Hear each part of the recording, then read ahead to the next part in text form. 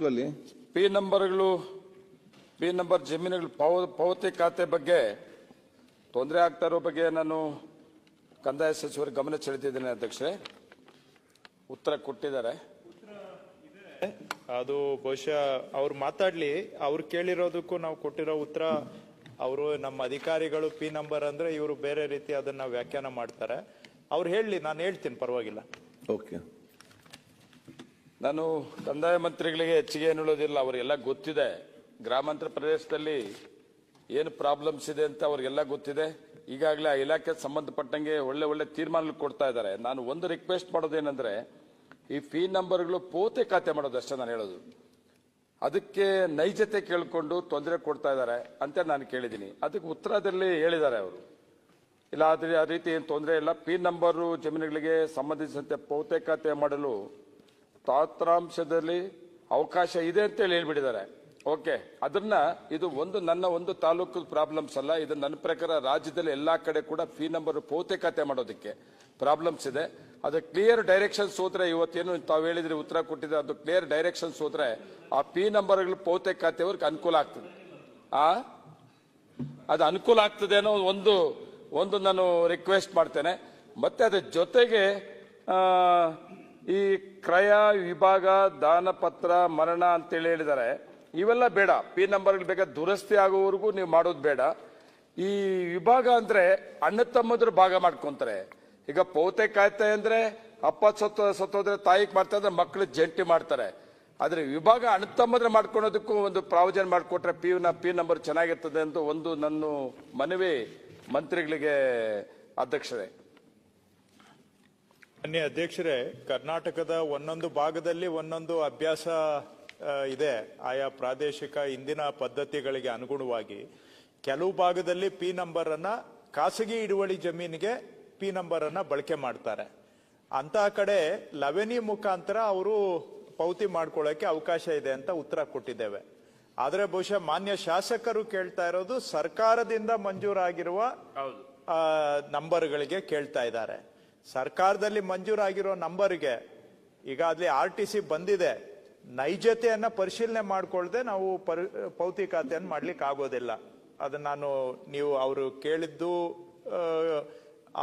ನಾನು ಅದಕ್ಕೆ ವ್ಯತಿರಿಕ್ತವಾಗಿ ಉತ್ತರ ಹೇಳ್ತಾ ಇದ್ದೇನೆ. ಆದ್ರೆ ಸ್ಪಷ್ಟವಾಗಿ ಹೇಳ್ತಾ ಇದ್ದೇನೆ, ಸರ್ಕಾರದಿಂದ ಮಂಜೂರಾಗಿರುವ ಜಮೀನುಗಳಿಗೆ ಪಾವತಿ ಖಾತೆ ಮಾಡಬೇಕಾದ್ರೆ ನೈಜತೆಯನ್ನ ಪರಿಶೀಲನೆ ಮಾಡಿನೇ ಮಾಡಬೇಕಾಗತ್ತೆ. ಅದನ್ನ ಹೊರತುಪಡಿಸಿ ಮಾಡಕ್ ಆಗೋದಿಲ್ಲ. ಯಾಕಂದ್ರೆ ಏನಾಗಿದೆ ಅಧ್ಯಕ್ಷರೇ, ಸ್ವಲ್ಪ ಹೇಳ್ಬಿಡ್ತೇನೆ. ಈಗ ಅವ್ರ ಸಮಸ್ಯೆಗೆ ಪರಿಹಾರ ಕೊಡ್ತಾ ಇದ್ದೀವಿ ನಾವು. ರಾಜ್ಯದಲ್ಲಿ 1,41,000 ಸರ್ವೆ ನಂಬರ್ಗಳಲ್ಲಿ ಜನಗಳಿಗೆ, ರೈತರಿಗೆ ಜಮೀನುಗಳು ಮಂಜೂರಾಗಿದ್ದಾವೆ. ಸರ್ಕಾರಿ ನಂಬರ್ಗಳಲ್ಲಿ 1,41,000 ಸರ್ಕಾರಿ ಸರ್ವೆ ನಂಬರ್ಗಳಲ್ಲಿ ಮಂಜೂರಾತಿ ಆಗಿದೆ. ಎಷ್ಟು ಜನಕ್ಕೆ ಮಂಜೂರಾಗಿದೆ? 2,51,000 ಜನಕ್ಕೆ, ರೈತರಿಗೆ, ಕುಟುಂಬಗಳಿಗೆ ಮಂಜೂರಾಗಿದೆ. 2,51,000ವನ್ನು ಇವಾಗ ನಾವೇ ಸರ್ಕಾರದಿಂದಾನೇ ಅವರಿಗೆ ಪೋಡಿ ಮಾಡಿಕೊಡುವಂತ ಅಭಿಯಾನವನ್ನ ಆರಂಭ ಮಾಡಿದ್ದೇವೆ, ನನ್ನ ಭೂಮಿ ಅಂತ. ಈ 2,51,000ದಲ್ಲಿ ಈಗ 1,17,000 ಮಂಜೂರಿದಾರರಿಗೆ ಅವರ ಹತ್ರ ಬೇಕಾದಂತ ದಾಖಲೆಗಳು ಲಭ್ಯ ಇದೆ. ಮಂಜೂರಿಯನ್ನ ಸಾಬೀತುಪಡಿಸ್ತಕ್ಕಂಥದ್ದು ಮೊದಲು ಕನಿಷ್ಠ 5 ಬೇಕಾಗಿತ್ತು, ಈಗ ಅದನ್ನ 3ಕ್ಕೆ ಇಳಿಸಿ ಆ 3 ಮಾನದಂಡದ ಪ್ರಕಾರ 1,17,000 ಮಂಜೂರಿದಾರರ ಹತ್ರ ದಾಖಲೆಗಳಿದ್ದಾವೆ. ಅವುಗಳನ್ನೆಲ್ಲವನ್ನು ಸರ್ಕಾರನೇ ಪೋಡಿ ಮಾಡಿಕೊಡ್ತಾ ಇದೆ. ಈಗ 1,17,000 ನಾವು ಹೋದ ಡಿಸೆಂಬರ್ ಇಂದ ಇಲ್ಲಿವರೆಗೂ ಮಾಡಿದ್ದೇವೆ. ಅದೇ ಇಂದಿನ ಇಡೀ ಸರ್ಕಾರದ 5 ವರ್ಷದಲ್ಲಿ ಬರೀ 8,500 ಆಗಿತ್ತು. ನಾವೀಗ ಡಿಸೆಂಬರ್ ಇಂದ ಜುಲೈ ಮಧ್ಯ 1,17,000 ಮಾಡಿದ್ದೇವೆ. ಈ ಡಿಸೆಂಬರ್ ಆಗೋಷ್ಟೊತ್ತಿಗೆ 2 ಲಕ್ಷ ಮಾಡ್ತೇವೆ. ಸೊ ಹೋದ ಡಿಸೆಂಬರ್ ಇಂದ ಈ ಡಿಸೆಂಬರ್ ಮಧ್ಯ 2 ಲಕ್ಷ ಅವರಿಗೆ ಪೋಡಿ ದುರಸ್ತನ್ನ ನಾವು ಮಾಡಿಕೊಡ್ತಾ ಇದ್ದೇವೆ. ಈ 1,17,000 ಆಗಿರೋದು ಏನೋ ಮಾಡಿ 2 ಲಕ್ಷಕ್ಕೆ ತಗೊಂಡು ಹೋಗ್ತೇವೆ. ಆದ್ರೆ ಇನ್ನು ಉಳಿದ ಪ್ರಕರಣದಲ್ಲಿ ಬರೀ RTCಯಲ್ಲಿ ಅವ್ರ ಹೆಸರು ಓಡ್ತಾ ಇದೆ ಬಿಟ್ರೆ ಇನ್ಯಾವ ದಾಖಲೆಗಳು ಇಲ್ಲ. ಈಗ ಅಂತದನ್ನು ನಾನು ಪಾವತಿ ಖಾತೆ ಮಾಡಿದ್ರೆ ಮತ್ತೆ ನಾನು ಈಗ ಇಷ್ಟೊತ್ತು ಚರ್ಚೆ ಆಯ್ತಲ್ಲ, ಒಬ್ರು ತಪ್ಪು ಮಾಡಿದ್ರು ಅಂತ ನಾನು ತಪ್ಪು ಮಾಡಿ ನಾಳೆ ನಮ್ಮ ವಿರುದ್ಧನೇ ಹೇಳ್ತಾರೆ. ಇವ್ರಿಗೆ ಮಂಜೂರಿ ದಾಖಲೆ ಇದ್ರೆ ಮತ್ತೆ ಯಾಕ್ರಿ ಖಾತೆ ಮಾಡ್ಕೊಟ್ರೆ ಅಂತ ನಮ್ಮನ್ನೇ ಕೇಳ್ತಾರೆ. ನಾವೇ ಉತ್ತರ ಕೊಡಬೇಕು. ಹಾಗಾಗಿ ತಮ್ಮ ಸಮಸ್ಯೆಗೆ ನಂದು ಪರಿಹಾರ ಇಷ್ಟೇ, ಯಾರ್ಯಾರದ್ದು ಅವರಿಗೆ 5 ದಾಖಲೆ ಕನಿಷ್ಠ ಇದ್ದಿದ್ದನ್ನ 3ಕ್ಕೆ ಇಳಿಸಿ ಸರಳೀಕರಣ ಮಾಡಿದ್ದೇವೆ. ಅವರು ಅರ್ಜಿ ಕೊಡೋದು ಬೇಕಾಗಿಲ್ಲ, ಸರ್ಕಾರನೇ ಅಭಿಯಾನ ಮಾದರಿಯಲ್ಲಿ ಅವರಿಗೆ ನಾವು ಪೋಡಿ ದುರಸ್ತನ್ನ ಮಾಡಿಕೊಡ್ತಾ ಇದ್ದೇವೆ. ಸುಮಾರು ಈ ವರ್ಷದ ಅಂತ್ಯಕ್ಕೆ 2 ಲಕ್ಷ ರೈತರಿಗೆ ನಾವೇ ಮಾಡಿಕೊಡ್ತೇವೆ. ತದನಂತರ ಅವರಿಗೆ 100ಕ್ಕೆ 100 ಸಂಪೂರ್ಣ ಹಕ್ಕು ಸಿಗುತ್ತೆ. ಪಾವತಿ ಒಂದೇ ಅಲ್ಲ, ಎಲ್ಲಾ ಹಕ್ಕುಗಳು ಅವರಿಗೆ ಸಿಗ್ತದೆ. ಇದಾದ್ರೂ ಕೂಡ ಒಂದು 80ರಿಂದ 1000ದಷ್ಟು ಮಂಜೂರಿದಾರರಿಗೆ 2 ದಾಖಲೆನೂ ಲಭ್ಯ ಇಲ್ಲದೆ ಇರೋರು ಇದ್ದಾರೆ. ಅದರ ಬಗ್ಗೆ ನಾನು ಇವತ್ತೇನು ಹೇಳಲಿಕ್ಕೆ ಹೋಗೋದಿಲ್ಲ. ಈ 2 ಲಕ್ಷನ ಪೂರ್ಣ ಮಾಡ್ತೇವೆ. ಅದಾದ್ಮೇಲೆ ಈ ಉಳಿಕೆ 80,000 ಏನ್ ಮಾಡ್ಬೇಕು ಅನ್ನೋದು ಆವಾಗ ಚರ್ಚೆ ಮಾಡಬಹುದು. ಈಗ ಒಟ್ಟಾರೆ ಈ ನನ್ನ ಅಂದಾಜು ಪ್ರಕಾರ ಏನು ಈಗ 2,51,000 ಇವತ್ತಿದೆ, 3 ಲಕ್ಷ ಆಗ್ಬೋದು. 3 ಲಕ್ಷದಲ್ಲಿ ಒಂದು ಹತ್ರ 2 ಲಕ್ಷ ಮಂಜೂರಿದಾರರಿಗೆ ನಾವು ಪೋಡಿ ಮಾಡಿಕೊಟ್ಟು ನಾಳೆ ಅವ್ರಿಗೆ ಪಾವತಿ ಆಗ್ಲಿ ವಿಭಾಗ ಆಗ್ಲಿ ಎಲ್ಲದಕ್ಕೂ ಅವಕಾಶ ಆಟೋಮ್ಯಾಟಿಕಲಿ ಆಗುತ್ತೆ. ಇದನ್ನ ಈ ಬರೋ ಡಿಸೆಂಬರ್ ಒಳಗಡೆ ನಾವು ಮಾಡ್ಕೊಡ್ತೇವೆ. ಇನ್ನ ಉಳಿದವ್ರದ್ದು ಬರೀ RTC ಅಲ್ಲಿ ಹೆಸರೋಡ್ತಾ ಇದೆ, ಅವ್ರಿಗೆ ಬೇರೆ ಯಾವ ದಾಖಲೆಗಳು ಇಲ್ಲ.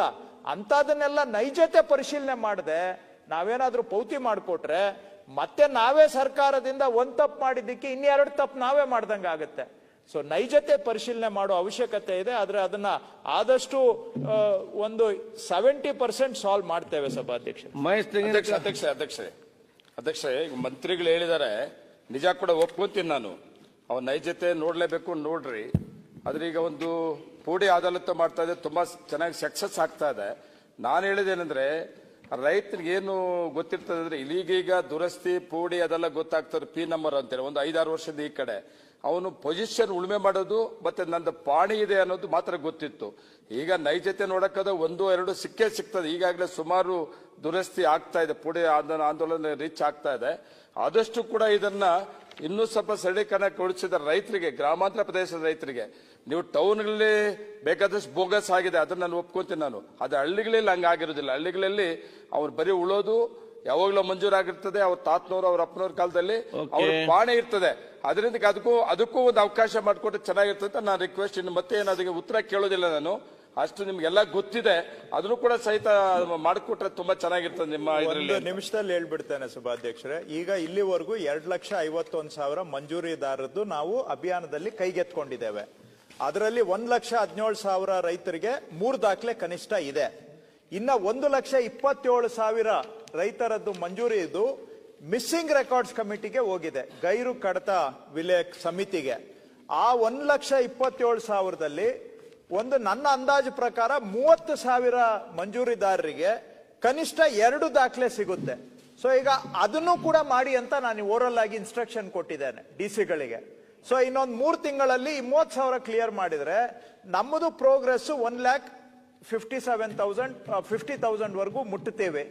ಇನ್ನ ಬಾಕಿ ಇರೋಂತದ್ರಲ್ಲೂ ಕೂಡ ಒಂದು 50,000 ಮಾಡ್ತೀವಿ. ಇಷ್ಟಾದ್ರೂ ಬರೀ RTC ಇರೋದು ನಾನು ಹೇಳ್ದಂಗೆ 80,000 ಉಳಿತದೆ. ಅದ್ರ ಬಗ್ಗೆ ನಾನು ಏನು ಕಮಿಟ್ ಮಾಡಕ್ ಆಗಲ್ಲ. ನಾನು ಹೇಳಿದ್ರೆ ನಾನು ಅದನ್ನ ಮಾತು ಉಳಿಸ್ಕೊಳಕ್ಕೂ ಆಗಲ್ಲ.